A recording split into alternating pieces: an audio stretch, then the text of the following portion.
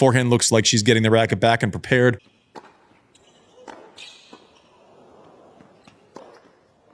Brilliant. Coco Gauff is not a pusher, but she can make an awfully good impression of one.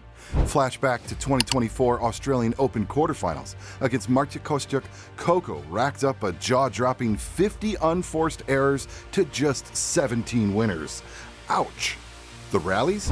They dragged on, averaging 4.6 strokes, only saved from marathon territory by Coco's deadly unreturned serves. But today, we're taking a deep dive into what many say is the biggest challenge in her game, her forehand. Coco Gauff's forehand, the stroke critics love to point at, was front and center at the Australian Open 2024 against Marta Kostyuk. And guess what? It didn't disappoint, in both good and bad ways.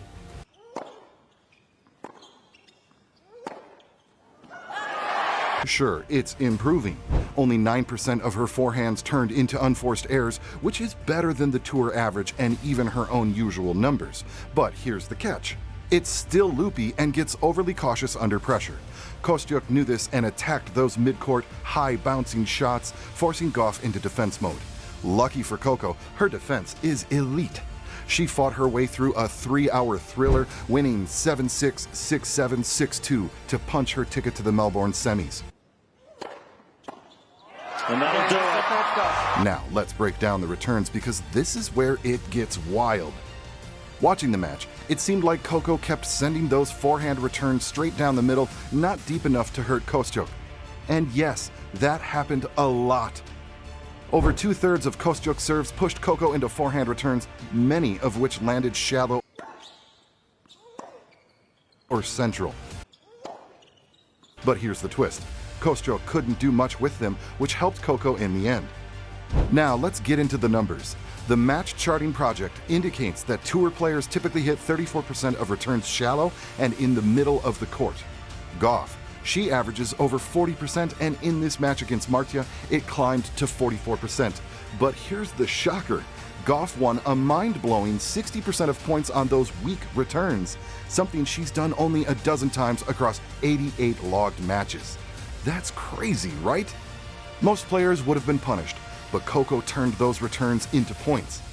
So why wasn't this match a quick win? The forehand again.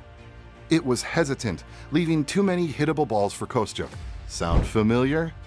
It's a replay of the US Open 2023 final against Aryna Sabalenka, where Gauff handed over even more chances with her return game.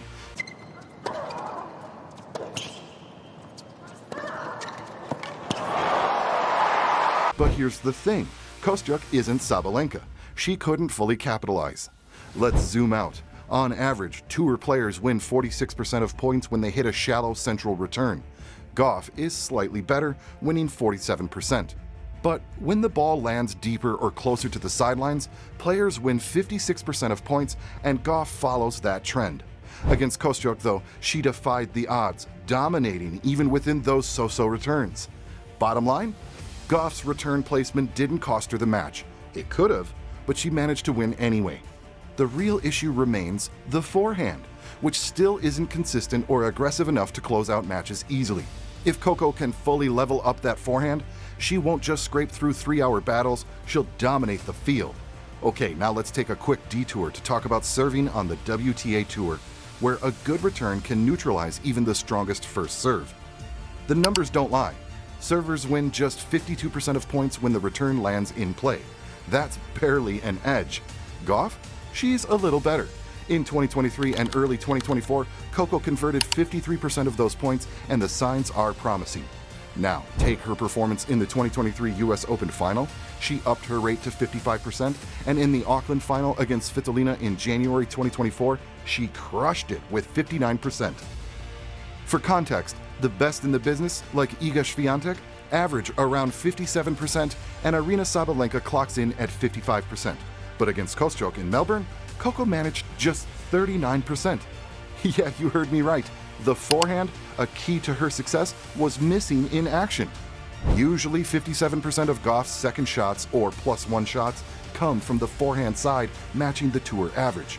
But against Kostyuk, that number dropped to 51%, And here's the kicker. It wasn't because Kostyuk's returns were magical. It was Coco's hesitation. Even when she hit the forehand, she didn't do enough with it. Normally, 37% of her forehands go down the middle, a bit high but still better than the tour average of 29%. Against Kostyuk, she cranked that number up to 46%, playing it safe. Safe doesn't win championships. Gauff won just 1/3 of those points, compounded by 9 unforced errors on her already cautious forehand. The most glaring moment came at 5-3 in the second set, where Coco's conservative forehand backfired. 2 back-to-back down-the-middle misses took her from 15-all to 15-40. And just like that, Kostyuk stayed alive in the match. But let's not forget the silver lining, Gauff's defense.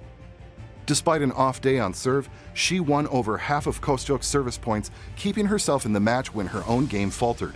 And while her first serve abandoned her at key moments, like missing 6 straight at 5-3, her defense kept her afloat. And here's the bottom line. If Coco had served even a little better, she could have finished this match an hour earlier. If she had trusted her forehand just a bit more, the off day from the line wouldn't have mattered. So what's next for Gauff? The potential is obvious, but the question remains. Can she turn her forehand into the weapon she needs to dominate?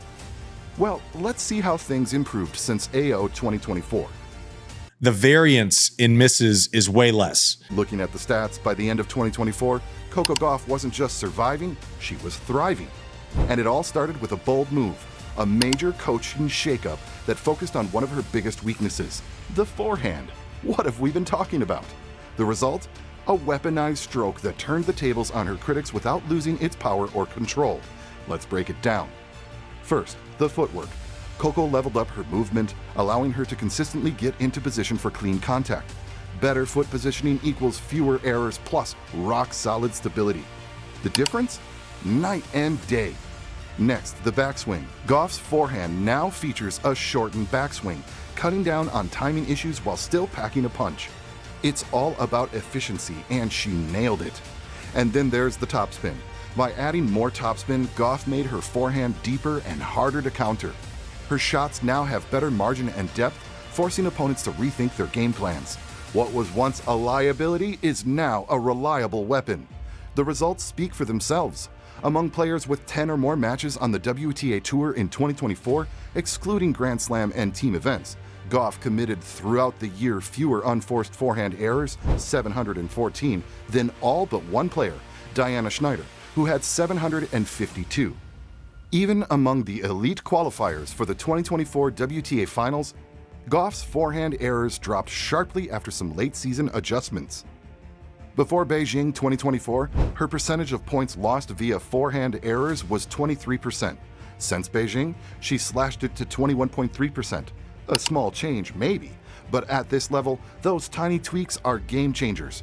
From hesitant to confident, Gauff's forehand evolution is proof of what dedication and a smart team can achieve. So what do you think? Will Coco's revamped forehand dominate in 2025, or are there still challenges ahead? Taking a quick break, tennis fans, but we've got something awesome for you. You can join our channel now and unlock exclusive perks. We're talking early access to our videos, personal replies, and a lot more. Want to support us and help keep the videos rolling? Smash that join button on our homepage and let's do this. And before you guys go, make sure to check out our latest video on Coco Gauff's serve. Trust me, you don't want to miss it.